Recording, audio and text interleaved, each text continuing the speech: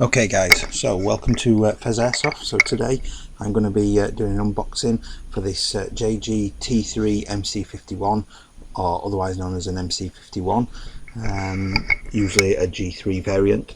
So anybody that knows me knows I love cheap soft stuff, particularly JING GONG things. So I bought this one online, the link is below, I got it from Gunfire. So I'll just do you a quick view of the box. Obviously you can see it's nicely printed on the front with image of one of the variants. If I flip it over, you should be able to see there that it shows you a few different variants of different guns. This is the actual variant that I've got, just because it's the one that I prefer. So we're going to go ahead and just open this up and have a look at what's inside. So if I lift the lid, get that out of the way, you'll see here I've got the usual bits of paperwork, so a little bit of a guide manual thing, just general purpose stuff that can come out of the way. I've got a general warning in Polish because I got it from Gunfire, a target, and then the usual manual that's in English again, explaining the different ways to use it and how to dismantle your gun should you need to or want to do. By the way, that will be my next video showing you how to downgrade this gun following a chrono. So obviously we've got a nice foam insert here, keeps it nice and safe. Obviously the cutout here keeps it from the charging handle from getting damaged. So I'm just going to lift that up, and here we have the weapon itself, looking really nice and smart. So I'll get rid of the little bags of bags of drying stuff because we don't need that. So obviously, as you can see, we've got the gun with its high cap plugged in. We've got an end cap that's not installed for some reason, not a big issue. We've got the cheap battery, which I have no intention of using because I'm running lipos, not a big fan of the ones included in the box. We've got the little bag of BBs as per usual. We've also got the China charger meant for European sockets, and then in the top here, wedged away, is a top mount, which I like that's included in there. It's just a nice little top mount to put on this bit here, so you can fit whatever kind of accessory or sight you want. So I'm just going to lift this out and you can get to see. So considering this is a full plastic bodied gun with some metal parts, it's pretty weighty actually.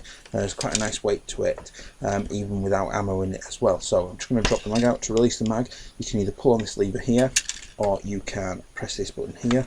It's easier to just get it with your thumb, and that opens up the button and the mag just hinges out. So at the front here we've got the flash hider, fully metal flash hider and front sight post, adds a nice little bit of weight to the front, and you've got a metal charging handle that is pulled back to lock back, and that exposes the hot unit there for you to be able to adjust the hot. So rolling that way adjusts the hot on, and rolling back down again turns the hot off again. So I'll put that out of the way. I can assure you it will accept a couple of HK slaps. Do be careful though, I've had one of these in the past and the end of the handle did snap off it eventually after a few too many HK slaps. So the battery compartment then is, you pop the pin out of here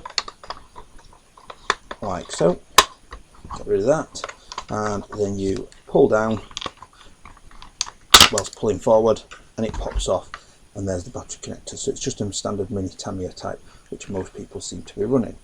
Obviously moving on to the body then, it is just a generally plastic body. It looks quite nice actually. You've got a nice little bit of a serial number on there, usual sticker that I'll be peeling off later.